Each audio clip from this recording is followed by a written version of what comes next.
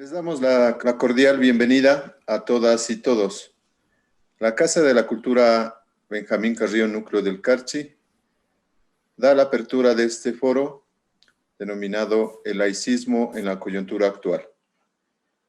Iniciamos con las palabras de Jorge Ramiro Almeida, director de la Casa de la Cultura Núcleo del Carchi. Ramiro, buenas tardes. Un saludo, buenas tardes a las personas que nos acompañan, a los ponentes intelectuales del Ecuador, de Colombia, y sobre todo ese interés de ir refrescando la memoria y posicionándolo en las actuales generaciones, ese imaginario que lo venimos arrastrando desde años atrás, sobre todo por ser un elemento muy importante de la historia de nuestros países. Digo un saludo importante a este gran amigo, a Milton Álvarez, que es el que ha mentalizado este encuentro. Y claro, la Casa de la Cultura Núcleo del Carchi, con ese imaginario de cultura de puertas abiertas, obviamente se ha hecho eco de este interés por posicionar esta página de la historia para traerlo en presente. Y libertad, igualdad, fraternidad son los elementos que se posicionaron a partir de la Revolución Francesa, allá en 1789. Y claro, hay muchas tesis, hay muchos criterios, análisis, estudios de un poco pergeñar en que esos elementos de la Revolución Francesa fueron trasladándose acá a América, especialmente a Latinoamérica, y constituyeron obviamente imaginarios para ir afincándolos en procesos libertarios en nuestros países. Sin embargo, uno de los grandes historiadores que tiene el Ecuador, Jorge Núñez, ese historiador que ya no está con nosotros, dice que las revoluciones de América Latina y en específico del Ecuador tienen su propio sello, su propio contexto, se debe a una larga crisis de el régimen criollo de la colonia española, de modo que eso habría que también irlo refrescando en la memoria.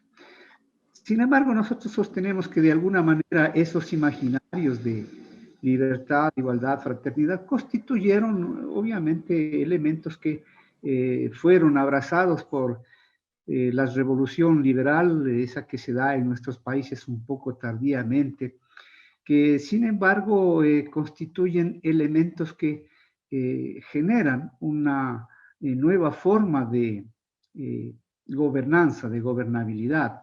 En nuestro país, la revolución alfarista es la que toma estos elementos y los va consolidando en un plan de acción, un plan de gobierno, entre los que destaca precisamente el laicismo, ese laicismo que a lo mejor sea el posicionamiento, sea la parte más visible de esa libertad.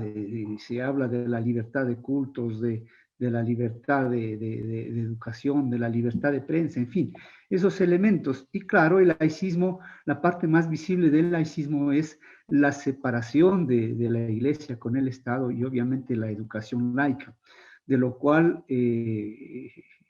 nosotros en el Carchi nos sentimos orgullosos de haber tenido el primer colegio laico, y por eso uno de los ponentes en esta conversación, en este encuentro, era un representante de el Colegio Bolívar, hoy Unidad Educativa Bolívar, que en este mes pasado de mayo, el 19 de mayo precisamente, cumplía 125 años. Ese es el elemento que nos ha motivado a tener este encuentro, esta conversación, fundamentalmente con estos valiosos analistas políticos e intelectuales del Ecuador y de Colombia que nos van un poco a hablar sobre el laicismo en la coyuntura actual.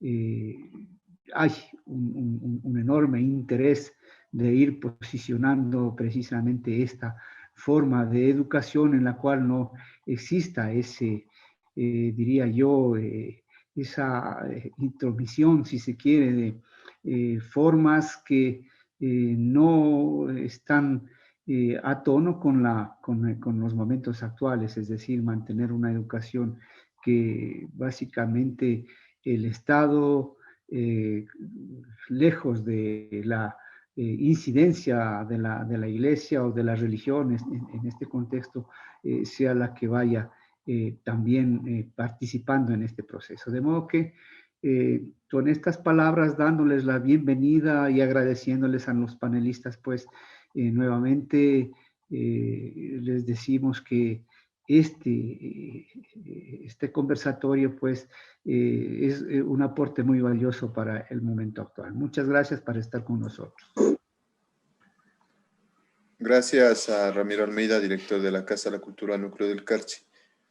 Damos paso a quien va a ser el moderador de este foro, el amigo y coterráneo Milton Álvarez Viteri. Milton, bienvenido. Buenas tardes, gracias, buenas noches con todos. Sí, yo quisiera primero dejar claro cómo va a ser la mecánica de este foro. Vamos a participar, tenemos las ponencias de cada uno de los participantes hoy. En principio 10 minutos por cada uno. Y luego vamos a hacer una repreguntas entre los participantes para luego abrir el foro a los asistentes a este evento. Así que debo empezar por darle la bienvenida a Jorge Serrano Vallejo. Jorge Serrano Vallejo es un analista político, un consultor con estudios de tercer y cuarto nivel en ciencias sociales y públicas, en derecho, en planificación estratégica, en dirección y planificación de desarrollo local, en comunicación política. Sin más, vamos a entrar al tema y les damos la bienvenida. Entonces, primero la participación de Jorge Serrano y luego estaremos presentando al siguiente ponente, que es del Centro Cultural de la República del Banco de la República de Colombia. Bienvenido, Jorge, y quedas con la palabra. Muy buenas noches. Muchísimas gracias, Milton, y muchísimas gracias al presidente del Núcleo Carchi de la Casa de la Cultura Ecuatoriana y a los amigos que están presentes y que nos acompañan ahora en esta importante ocasión con la que vamos a conversar sobre el laicismo. También a mi contertulio, al delegado del Banco de Colombia. Y bueno, entrándole en materia, el señor presidente del núcleo de Carchi nos hacía una introducción al tema y nos puntualizaba el hecho de que antes del Renacimiento, el siglo de las luces, en el enciclopedismo francés específicamente, que llevó hacia la Revolución Francesa, con sus 3 principios establecidos, al que hay que añadir justamente el del laicismo. Anteriormente a eso, la Iglesia Católica básicamente había tomado posesión del poder político, era parte integrante del poder político y también en el sistema educativo, pues era el monopolio que lo conservaba. Es una muy corta referencia a lo que sucedía antes porque es necesario también puntualizarlo como para que se pueda comprender que esta demanda del laicismo fue una demanda realmente histórica que los pueblos de Europa y los pueblos que luego impulsaron el liberalismo y los conceptos del laicismo también lo tomaron como bandera de lucha. Lamentablemente, a partir del ingreso de la Iglesia Católica al poder político, pues se les vio involucrados, inmersos en el apoyo y en la participación a un número en un número de monarquías y en un número de apoyos a reyes y reinas que se convirtieron en muy tristes, magras páginas de la historia universal. Se cometieron muchísimos crímenes. Bueno, en resumido, en una forma de concepto muy resumida, podríamos decir que el laicismo es el régimen político que establece la independencia estatal frente a la influencia religiosa, a la influencia de las iglesias, a la influencia eclesiástica en general. El Estado, para ello, prescinde de todo credo religioso, debe prescindir de todo credo religioso, no profesar religión oficial alguna, observar neutralidad total ante el fenómeno religioso y obviamente dar la misma fuerza, la misma calidad a todas las creencias como expresión de la íntima conciencia de las personas que obviamente son iguales y que poseen idénticos derechos y obligaciones. El Estado, por lo tanto, no se debería aventurar a calificar o a descalificar a un credo religioso, a unas afirmaciones dogmáticas sobre las que se asiente ese credo religioso y a la pertenencia de los ciudadanos a esas organizaciones, a esos colectivos. Pero, lamentablemente, para la historia, la Iglesia Católica ha tomado al laicismo como su enemigo. Y en realidad, como enemigo de la religión, más específicamente hablando, cuando en la realidad lo que el laicismo hace es garantizar la existencia con plenos derechos de dogmas, religiones, iglesias, cultos en un nivel de horizontalidad, lo que no hace es establecer una religión como religión oficial de un Estado y obviamente ha democratizado la participación de los ciudadanos en la educación, retirando el monopolio que antes conservaba la Iglesia en estos sentidos. El Estado laico, por lo tanto, estima que el concepto religioso es enteramente ajeno a sus actividades. Le deja a un lado, toma absolutamente distancia de las actividades de este concepto religioso. Señala que es parte del fuero interno de cada persona, respeta a las conclusiones a las que llegue cada persona, debe respetarlo sin imponer a alguno, mucho menos con la fuerza coactiva del Estado, ¿no? La laicidad, por lo tanto, es en la medida en que asegura al Estado que no se profese ninguna religión, es la garantía para que cada persona, sin ninguna coacción política ni de ninguna naturaleza, pueda abrazar credo religioso a su satisfacción. Sin embargo, insistiendo un poco y abundando un poco más en el tema este de la confrontación de la Iglesia con el laicismo, se debe decir que Roma, el papado, la sede de la Iglesia, en 1864, el 8 de diciembre exactamente, bajo el gobierno del Papa Pío IX, se expidió un documento denominado Syllabus, que era parte de una encíclica conocida como la Quanta Cura. Y en este sílabus, en esta encíclica, lo que se hacía era condenar los errores dogmáticos de la época moderna, se decía para esos tiempos, ¿no? Y en esta condenación se condenaba el laicismo justamente, se condenaba la separación de la Iglesia y el Estado, se condenaba el racionalismo, por supuesto, la supresión de los privilegios eclesiásticos, la tolerancia religiosa, y bueno, las otras conquistas que se derivaron de la Revolución Francesa. Y se impulsaba a que se reimplanten los conceptos superados ya, que tenían que ver con lo teocrático, ¿no? El catolicismo como religión estatal obligatoria, con exclusión de cualquiera otra, el gobierno estatal bajo la égida y autoridad clericales, la intransigencia religiosa frente a las demás, la anteposición de los dogmas teológicos y la verdad revelada frente a las afirmaciones científicas, la prevalencia de las potestades y leyes eclesiásticas sobre las estatales y obviamente la devolución de los fueros, de los privilegios y las inmunidades a los miembros del clero.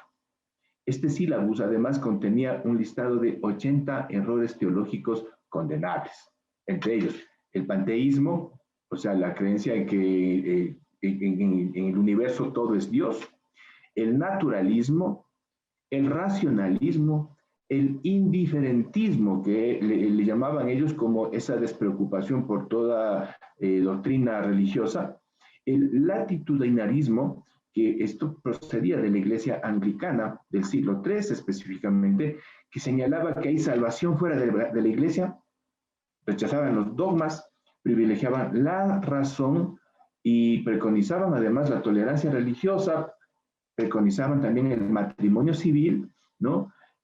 También condenaban el liberalismo, el socialismo, el comunismo, las sociedades secretas y sociedades crítico-liberales, y etcétera, ¿no? Y además todo lo que tenía que ver con la supresión de los derechos de la Iglesia frente al Estado, el gobierno y la sociedad.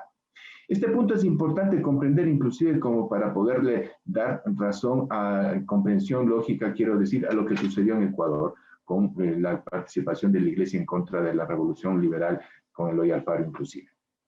Dentro del laicismo existe una subfase que es el laicismo educativo, y esto es fundamental porque con el laicismo educativo se construye la propuesta de la construcción, digo, de una moral laica, que se lo establece como capaz de inducir al hombre hacia el bien y la virtud, sin la necesidad de plantearle una amenaza de un castigo ultraterrenal, ni tampoco por la premiación ultraterrenal, sino por conciencia propia, como un resultado del análisis, de la evaluación y de la formación de su forma de actuar, de su definición de cómo va a ser como ciudadano en el conjunto de un colectivo. En este sentido, hay también importancia en señalar que en lo religioso tiene que hacerse una diferenciación entre lo dogmático y lo culto, o sea, los cultos de la Iglesia. Y en lo dogmático, pues son esos principios, esos criterios sobre los que se asienta esa religión o esa iglesia. Pero los cultos tienen que ver con la actitud externa, o sea, con la actitud ante la sociedad que ese feligrés, que ese miembro de esa iglesia observa. Y por lo tanto, los cultos sí tienen que ser regulados por el Estado, porque entran en el campo del derecho, entran en el campo jurídico. No ha dejado de ver este problema con la Iglesia Católica, nunca ha dejado de tener presente de que podría ser confrontante con el laicismo. Uno de los últimos sucesos en 2010, 6 de noviembre, cuando el Papa Joseph Ratzinger visitó España y criticó duramente al secularismo y al laicismo españoles e hizo una muy triste comparación con las condiciones de los años 30, con el espíritu de los años 30 en la historia de España, cuando eso desencadenó la muy cruel guerra civil española del 36 al 39. Inclusive en esa fase la Iglesia Católica tuvo un rol muy activo de apoyo y colaboración con los falangistas alzados en armas, ¿no? Bueno, pero esto es lo que está sucediendo en el mundo actual también, ¿no? Nosotros podemos ver que ante una retirada del Estado de lo que tiene que ver con los conceptos, con la construcción de lo ético, de lo moral, de lo espiritual inclusive, y ante una ausencia también de la Iglesia en ese sentido, que más bien se ha visto involucrada en problemas tan feos como la pedofilia y todo eso. Este mundo actual, el mundo de estos momentos, nos está llevando a una desorganización social en donde se ha generado un vacío de la construcción de ese ser social, de la construcción de ese ser laico inclusive. Y ahí tenemos que recuperar este concepto de la moral laica, ¿no? Porque sí, el laicismo plantea que existe una moral, pero es una moral que tiene que ver con la definición de su actitud, de su conducta social, que tiene que ver con la solidaridad, con los valores del patriotismo, con los valores de la mejor configuración de la vida para su bienestar y para no hacer daño a los demás, ni a la naturaleza, ni al conjunto de los seres vivientes de nuestro planeta. Esto es importante recuperar y es la parte final de mi exposición porque ya me estoy pasando. El laicismo en la parte actual, en esta coyuntura y hacia el futuro sobre todo, en mi criterio y como una propuesta para este foro, es que los estados deberían recuperar su rol como constructores de esta conciencia de cada ciudadano en su conducta social. Es decir, si la moral es laica, no tiene que ver con el tema religioso, no tiene que ver con el tema de iglesias, pero tampoco es correcto que el Estado se haya retirado por completo del cuidado de la construcción interna de los ciudadanos, porque en esa construcción interna depende mucho la obtención de la felicidad y de lo que aquí en el Ecuador le llamamos el buen vivir o el bien vivir, como le llaman en Bolivia. Es necesario retomar estas áreas como moral, como ética, como la axiología, como la deontología inclusive, que permitan que en el caso nuestro, los ecuatorianos y nuestros hermanos colombianos, desde el Estado podamos tener espacios articuladores para debatir, para investigar, para estudiar y para formarse esta forma de ser en la conducta social. Muchísimas gracias. Gracias, Jorge. Vamos a darle paso inmediatamente a Fernando Palacios Valencia. Fernando es gerente de la Agencia Cultural Banco de la República de Ipiales, licenciado en Filosofía de la Universidad Pontificia Bolivariana de Medellín, especialista en estudios latinoamericanos del CEILAT, Universidad de Nariño, magíster en etnoliteratura de la Universidad de Nariño y en estudios de maestría en antropología social de la Universidad de Buenos Aires, Argentina. Fernando Palacios se ha dedicado 25 años a la educación pública y privada como docente y directivo. Fernando, muchas gracias por atender este llamado y por comparecer a este foro. Adelante con su intervención. Muy bien, muy buenas noches a quienes están presentes. Para mí es un honor participar con ustedes. Escuchar Jorge hace un panorama amplio y valioso, digamos, para introducir esta conversación, este foro. Agradecerles la invitación en nombre de la Agencia Cultural del Banco de la República. Y pues mi participación va a ir, digamos, para tratar de establecer un diálogo con lo que planteaba Jorge. Quisiera retomar como su última parte y volcarme al tema educativo y un poco al papel del laico desde dos perspectivas, ¿no? Desde ese laicismo creyente y del laico no creyente, ¿no? Que en educación y sobre todo pues quienes hemos trabajado de la mano en algún momento con comunidades religiosas en educación, pues digamos, tengo esa doble experiencia de haber sido laico dentro de la educación y también dentro de educación religiosa y también ya, digamos, en educación pública por fuera de un contexto de formación netamente con comunidades religiosas. Quiero recuperar la idea, ¿no? de la necesidad actual que tiene el Estado, como bien lo planteaba Jorge, de revisar desde sus cimientos la formación de las personas, ¿no? Ustedes tienen una constitución política nueva, ¿no? Creo que 2008, estamos hablando de 13 años. Nosotros tenemos la Constitución de 1991, que es la que para nosotros marcó la ruptura real entre el Estado y la Iglesia, ¿sí?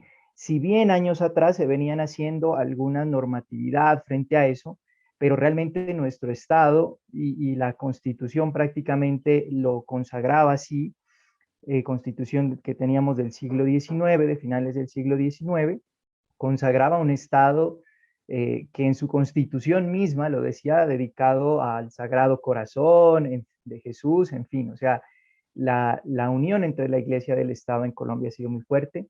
En Ecuador creo que más o menos también venía por ese camino.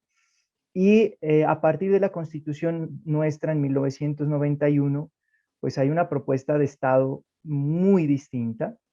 Y a partir de eso, pues han salido aproximadamente entre 16 y 17 entre ley, decretos, sentencias de la Corte, circulares, en fin, regulando este tema de la libertad de cultos en el país, y muchos de ellos con dedicación exclusiva a la educación, ¿no?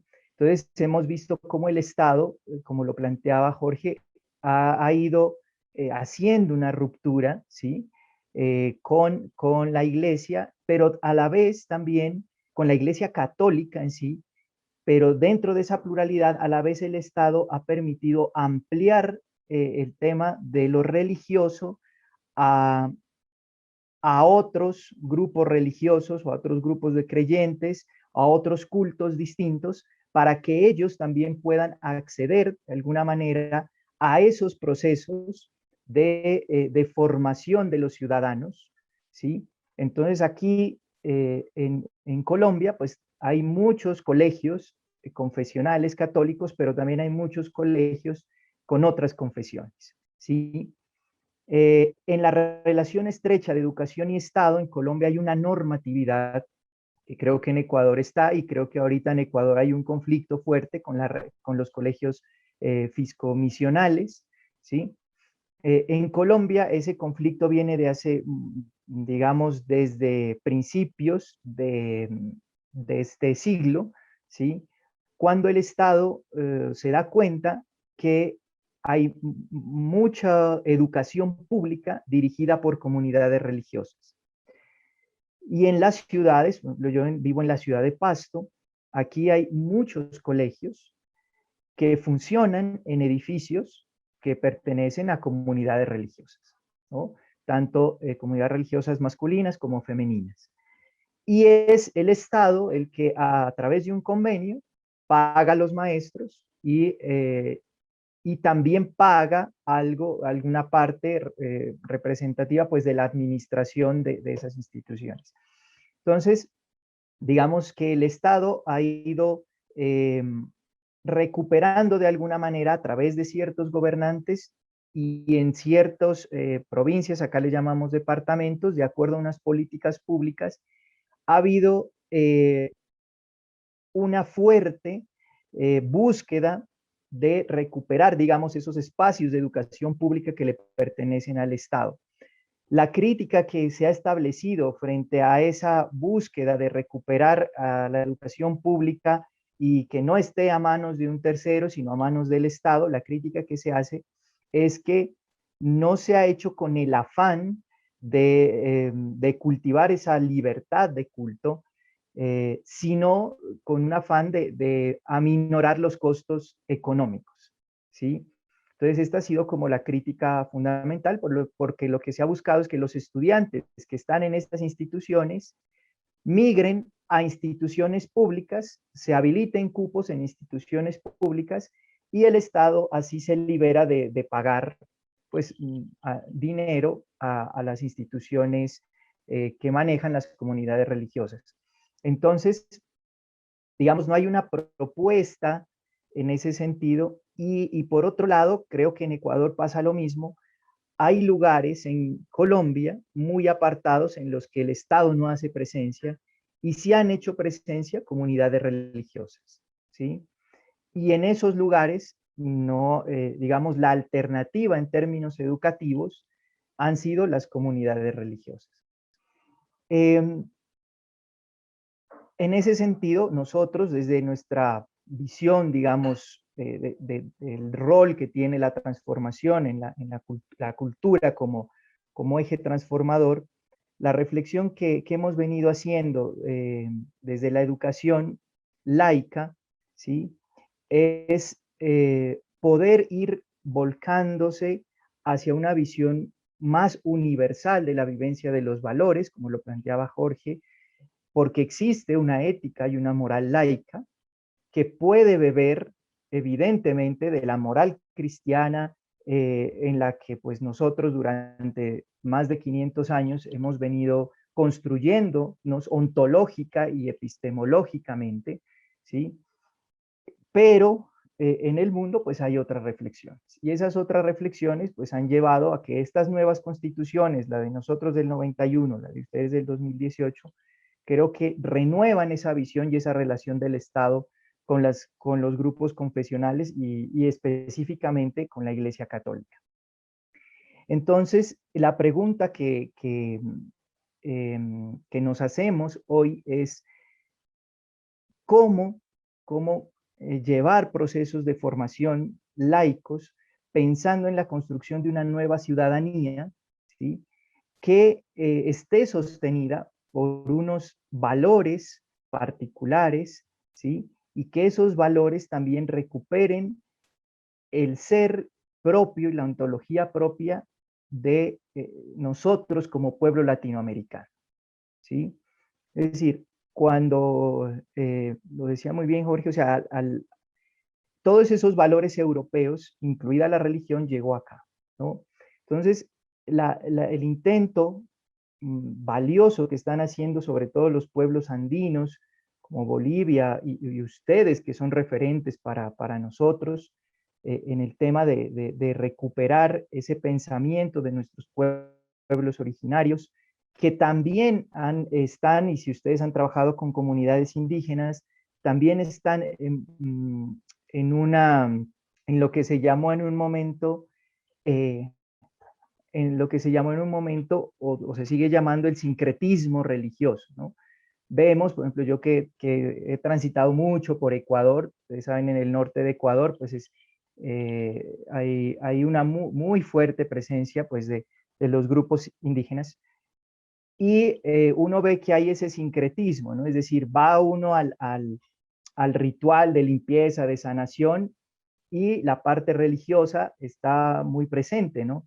Lo mismo acá en Colombia, los taitas, uno va a la toma de yagé y hay una encomendación, digamos, también a la divinidad cristiana, católica, para esa toma de yagé.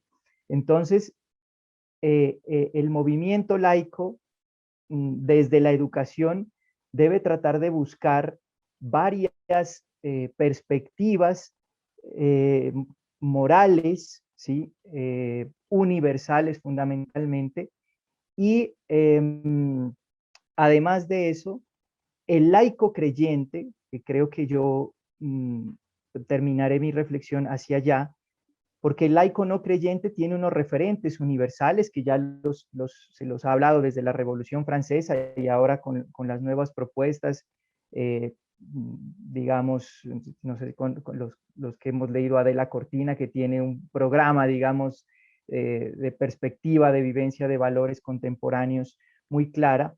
Pero el laico creyente, aquellos que trabajan con comunidades religiosas, que son maestros en colegios misionales, pero que no son religiosos, no son sacerdotes o monjas, pienso yo, tienen un papel clave también en ese proceso de recuperar una visión de la moral cristiana distinta, ¿no?, actual. Y ahí juegan, yo digo, son tres como elementos claves. Uno, el entender los procesos de nueva evangelización, ¿sí?, que esto pues viene también desde la teología de la liberación, una perspectiva de lectura del evangelio distinta y, como lo dice la palabra, nueva evangelización que se centre pues en el mensaje de Jesús fundamentalmente. El otro elemento clave pues es entrar en un diálogo ecuménico. Pienso yo que en este momento las comunidades religiosas y los maestros en el contexto laico tienen que tener esa apertura y ese diálogo. Y finalmente pues es clave pues el tema testimonial, ¿no? La palabra acompañada del testimonio creo que son como los tres caminos de aquellos maestros, maestras que están en el mundo laico, pero que tienen su referente o trabajan en colegios misionales, acá los llamamos colegios religiosos.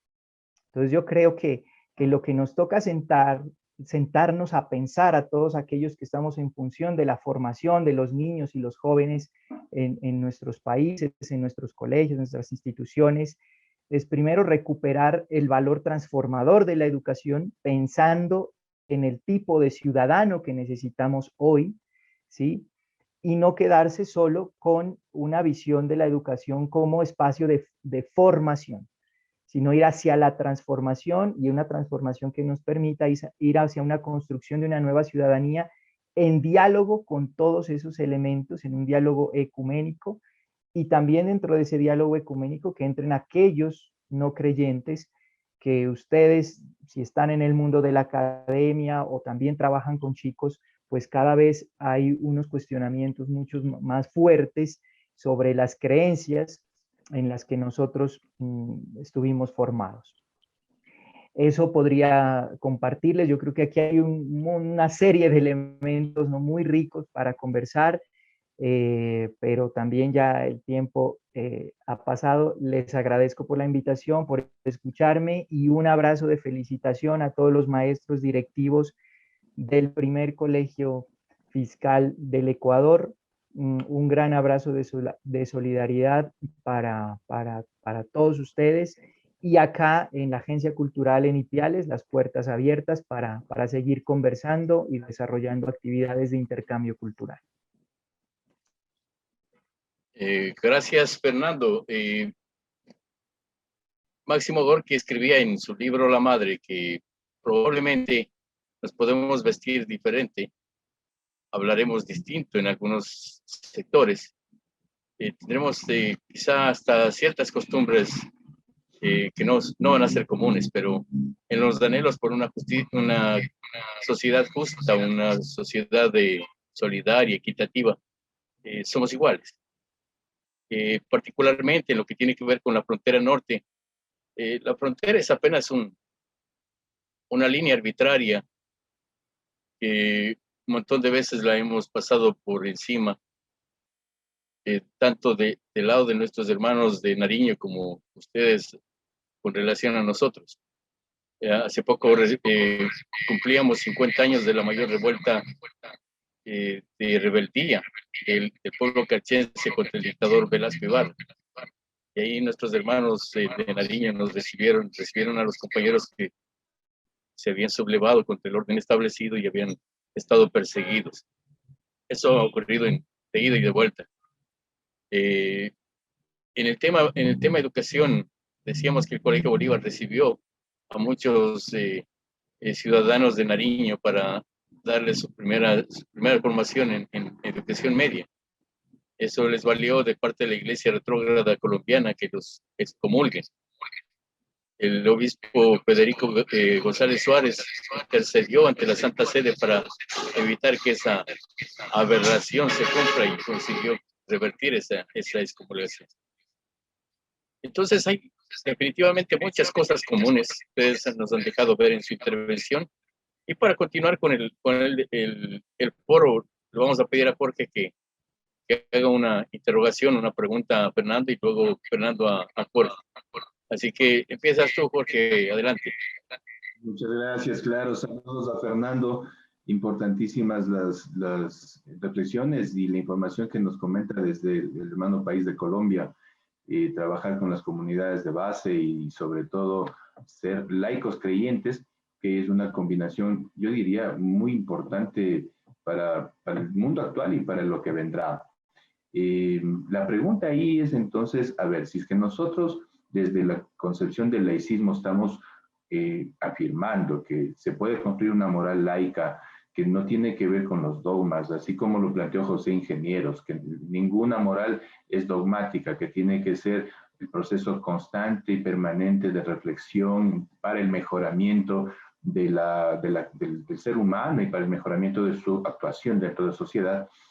En el caso de nuestros países latinoamericanos, cuando hemos sido víctimas del despojo violento que comenzó a partir de 1492, ¿cómo nos corresponde el que dentro del laicismo podamos levantar también los conocimientos y los saberes de nuestros pueblos originarios, nuestros pueblos ancestrales, que además demostrarían, en mi criterio personal, demostrarían que el modelo de sociedad que vino desde Europa ha fracasado al espejo de la historia, ha demostrado la crisis actual del planeta es una crisis provocada por ese modelo de sociedad y de Estado traído desde Europa, impuesto en Europa primero y luego traído acá, y surgiría como una alternativa de sociedad para el futuro la sociedad que los pueblos originarios tenían. No quiero decir volver a la comunidad, no quiero decir volver a la tribu, en tiempos modernos,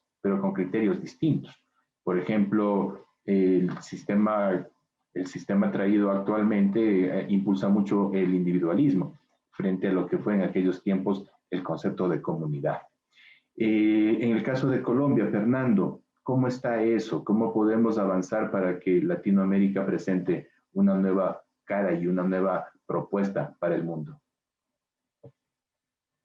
Bien, yo creo que esa pregunta es muy pertinente al día de hoy en Colombia, ¿no? Por lo que estamos viviendo. Ustedes saben, venimos ya vamos a cumplir casi 50 días de paro nacional. En este momento, por el tema pues del COVID, y estamos ocupando, escuchaba hoy, el tercer puesto en el mundo por muertes por COVID, Colombia. Y bueno, a raíz de esto, pues el Comité Nacional del Paro y otras organizaciones han decidido suspender pues, las movilizaciones, pero continuar en resistencia. Y aludo a esto porque hay una juventud, ¿sí?, en la que yo como maestro me veo fuertemente reflejado, porque mi búsqueda personal como maestro ha sido que uno, construir en colectivo. Para mí eso es clave, ¿no?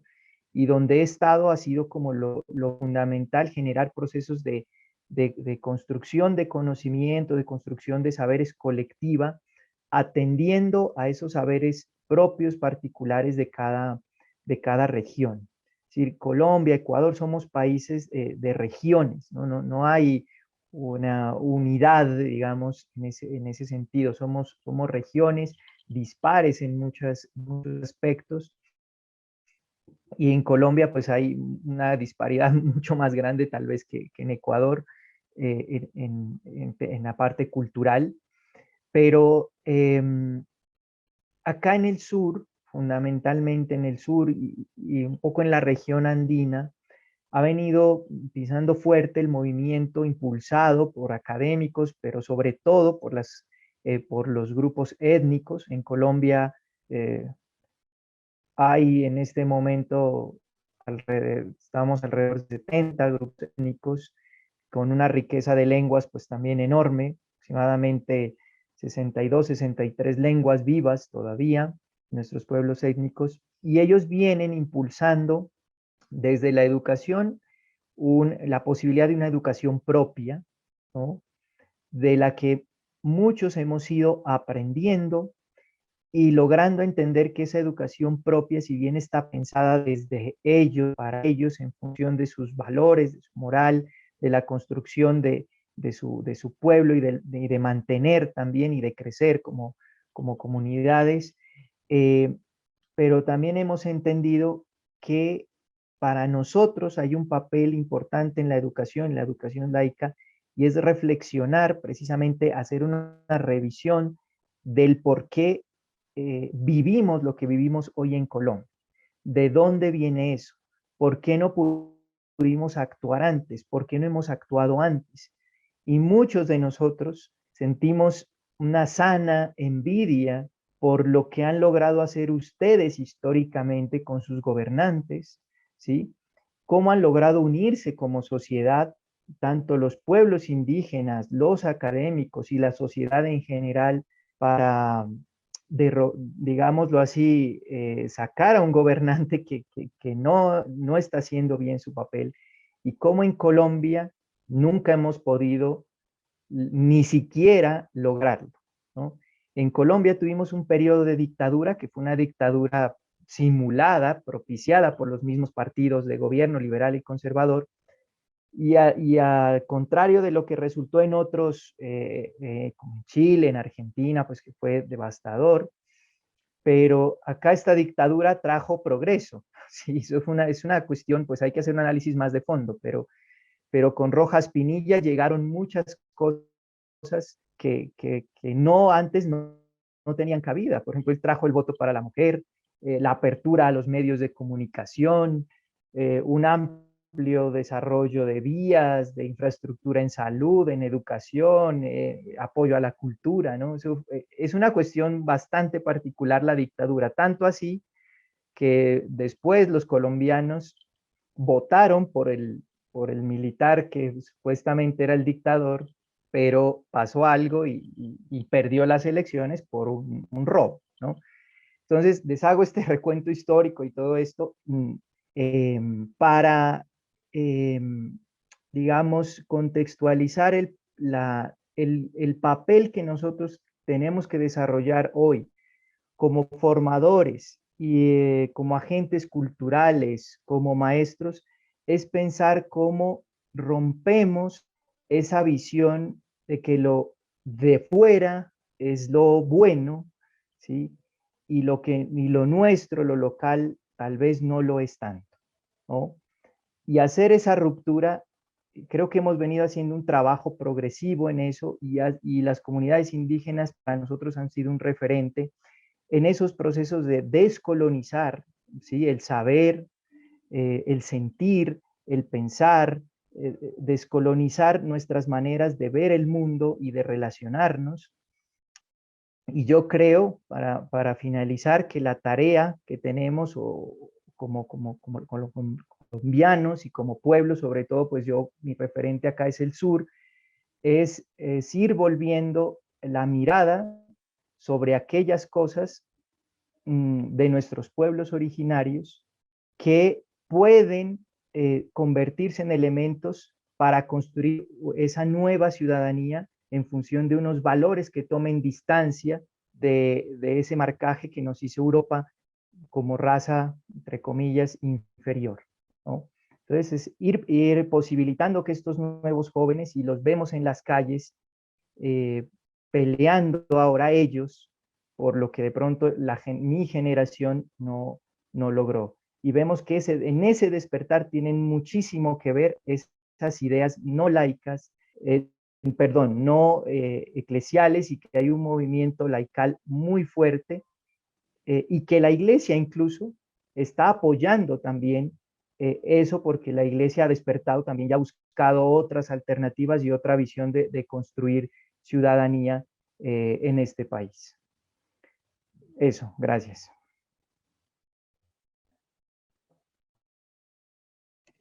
Fernando, ¿tiene alguna pregunta para Jorge? Sí, Jorge, yo quisiera, porque pues tú también como cortaste, ¿no? Yo estaba como tenías un discurso muy agradable y me quedé un poquito corto porque venías, arrancaste del Universal, ¿no? Y fuiste aterrizando, y yo pienso que me quedó como quedó faltando un poco escuchar de todo esa presentación que hiciste en Ecuador. Yo quiero mucho Ecuador, lo conozco de pe a pa, me falta ir a Galápagos nomás, pero de resto todo, porque amo Ecuador y la gente, he participado en muchas cosas allá, es muy linda, conozco mucho.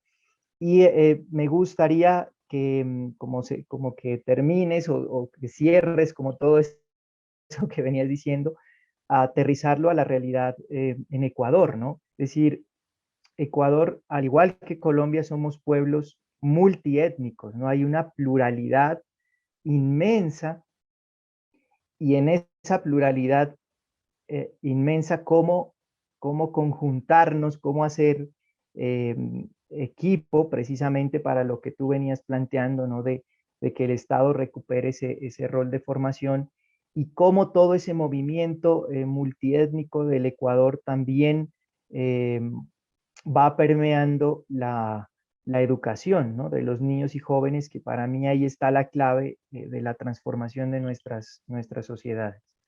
Eso, más que una pregunta, es como que yo quisiera que termine lo que venía diciendo, y no sé si en esa línea. Eso, Jorge.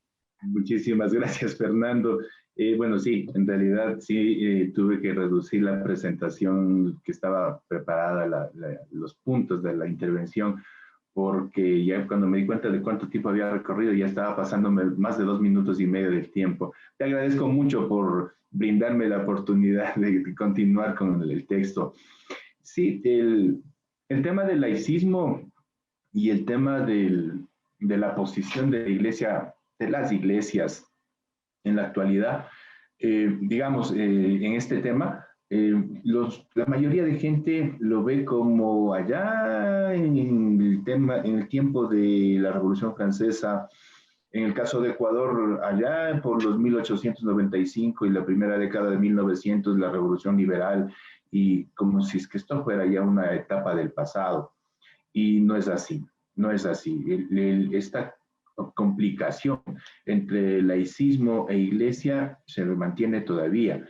Por ejemplo, en el año 2004 entró en vigencia en Francia una ley que prohibía a los estudiantes llevar ningún tipo de signo religioso ostensible. Se señalaba pues que no podían llevar estos gorritos que tienen aquí o los velos y todo eso. Tengan en cuenta que Francia es un país que tiene también una multiculturalidad por la inmigración de los países de la zona, musulmanes, africanos y todo eso. Luego, en el año 2010, el Parlamento francés, con 335 votos a favor, 1 en contra y las abstenciones de los socialistas y de los verdes, aprobó la ley que prohíbe que las mujeres musulmanes utilicen el burka, ¿no? Que es este pañuelo que les cubre por entero el rostro. Y la ministra de Justicia de aquellas épocas en Francia señaló que este era un gran éxito para los principios que sostiene la construcción de Francia, ¿no? O sea, libertad, igualdad, fraternidad, laicismo. Así también en Suiza, por ejemplo, el año 2009, en un referéndum que se convocó para el 29 de noviembre, se votó mayoritariamente, en forma aplastante, la prohibición para que se construyan minaretes o alminares alrededor de las mezquitas que tenían que levantadas o que se podrían levantar en su territorio. Porque le tomaban como un acto agresivo, un acto ofensivo de culturas y de religiones allá.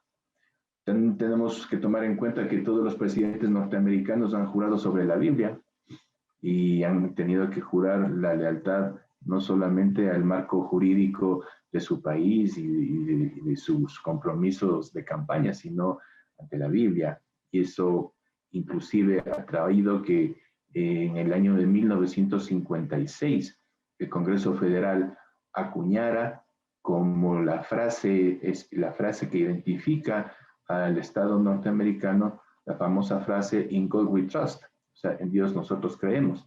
Es decir, la manifestación clara y total de la presencia de la religión en la construcción de la sociedad, ¿no?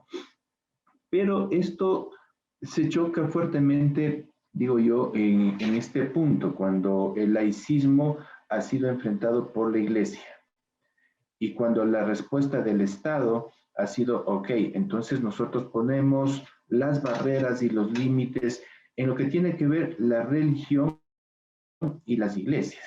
Y eso nos ha conllevado a reducir el marco de acción del laicismo, porque lo que se ha dicho, un Estado laico, sí, porque se ha garantizado la independencia del Estado frente a la religión y la iglesia. Ese es un aspecto, pero no es todo. Por eso es que volvía yo a señalar, a citar los conceptos de ética y de la moral laica, porque con estos dos conceptos, que también están incorporados en el laicismo, vamos construyendo a este ser social. Es que el Estado no puede desentenderse de cuáles son las influencias sociales, nacionales e internacionales que están determinando que sus ciudadanos lleguen a la felicidad o lleguen a la infelicidad. Vamos a ponerle esto en ejemplos concretos. Por ejemplo, a través de toda la influencia que puede llegar en los medios masivos, en los mass media, el cine y demás, estamos, mejor dicho, estamos recibiendo influencias muy fuertes que conducen hacia las actitudes violentas, pero en los campos ilegales, ¿no es cierto? En las mafias y todo eso. O inclusive en la pérdida de valores que son mucho más fuertes, mucho más cercanos, como el valor de familia, el valor de construcción de familia, por ejemplo. Muchos de los jóvenes de ahora no tienen como sus aspiraciones de hacer familia sino hasta los 30, 35 años, porque han decidido que a partir de los 20 años o a partir de que terminan sus carreras universitarias es el tiempo para disfrutar. Y no hay una construcción interna del valor, de la significación de ser hogar, de ser padres, de conducir a los hijos. Son múltiples ejemplos que se podrían dar.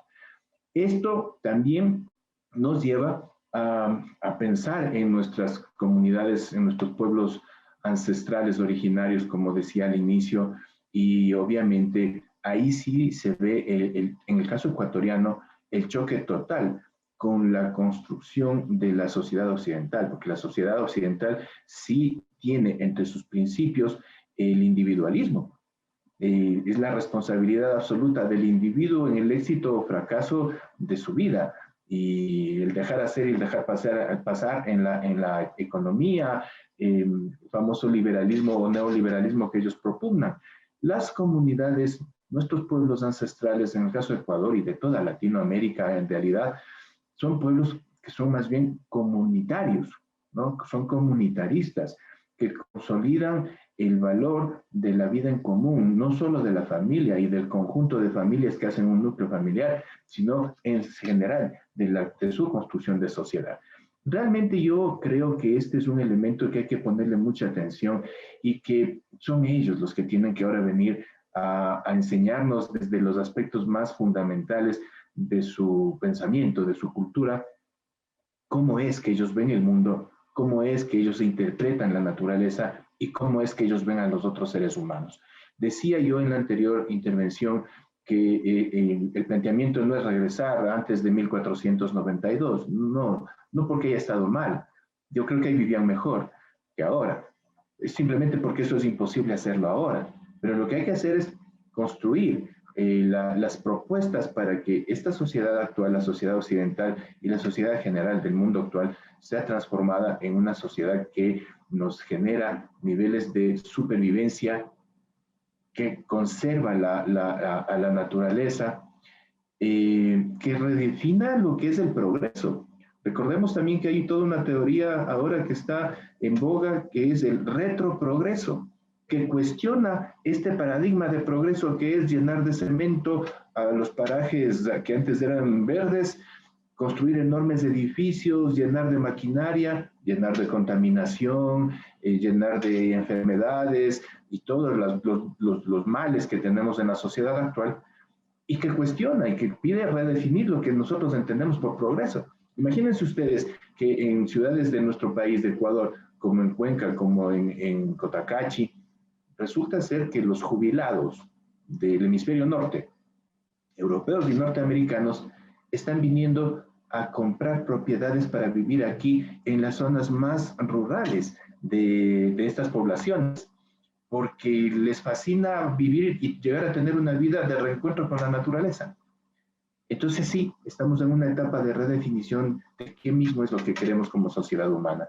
Y yo creo, sí, como tú, Fernando, que la educación es fundamental, no solo la formación, y la educación como parte del Estado. O sea, el Estado obviamente deberá decir que garantiza la independencia en las definiciones que cada uno de sus ciudadanos tome. Sí, es cierto, eso debe mantenerse, pero también debe garantizar generar todos los espacios necesarios, todos los espacios posibles para que los jóvenes y los adultos de esta sociedad actual puedan debatir estos temas, puedan nutrirse de lo que en el mundo se está planteando sobre esto para llegar a esta nueva definición. Estos criterios tendría al momento, Fernando y amigos que están presentes. Gracias, Jorge, Fernando. Con esta intervención quisiera dar paso al abrir el foro a los asistentes si es que tienen alguna inquietud, alguna pregunta. En el chat, Rosa Cecilia Ramírez nos indica que hay una experiencia con la publicación de un documento didáctico-pedagógico de etnoeducación afroecuatoriana, publicado en el 2008 por la Federación de Comunidades y Organizaciones Negras de Imbabura y Carchi, PECONIC. ¿qué debería ser tomado en cuenta? Ese es lo que nos escribe Rosa Cecilia. No sé si tenemos alguna intervención de parte de los asistentes.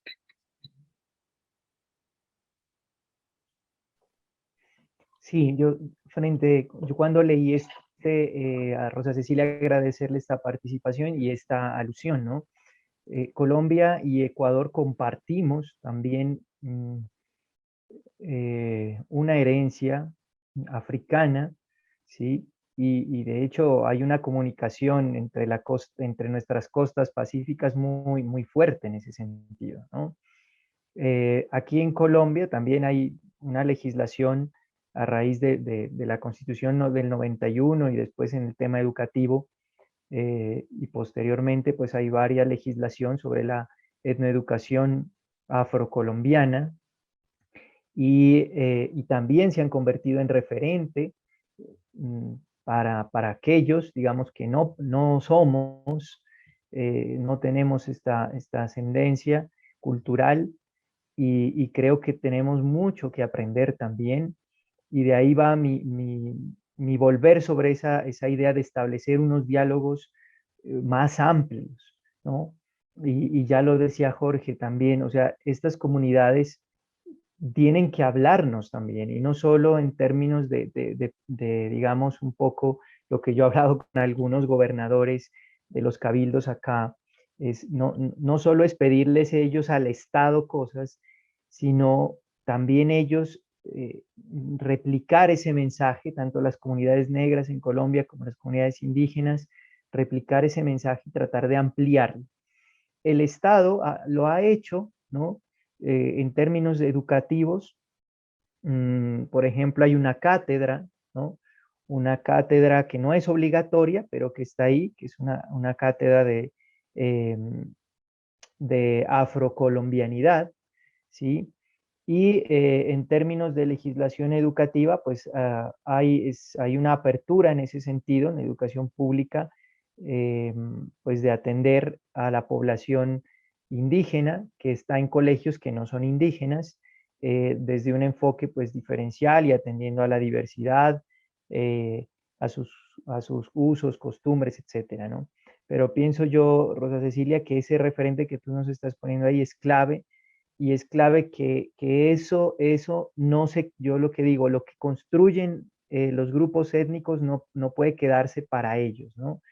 Sino son voces que tenemos que articularlas al ejercicio de construcción de esa nueva ciudadanía desde esa perspectiva realmente plural, en la que entren en cuestión todos esos valores que hay dentro de estas construcciones y de estas propuestas, en este caso pedagógicas. El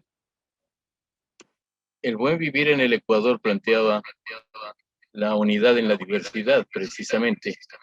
Y en ese sentido, Fernando nos hablaba de las 60 y pico nacionalidades y lenguas vivas que hay en Colombia. En Ecuador han desaparecido algunas y nos quedan 14 pueblos y nacionalidades.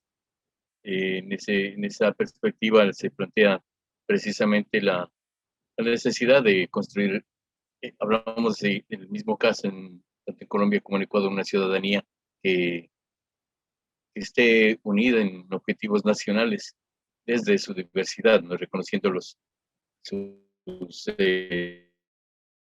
raíces ancestrales, su formación, sus derechos. ¿Alguna otra intervención, compañeros? ¿Alguna otra intervención, compañeros?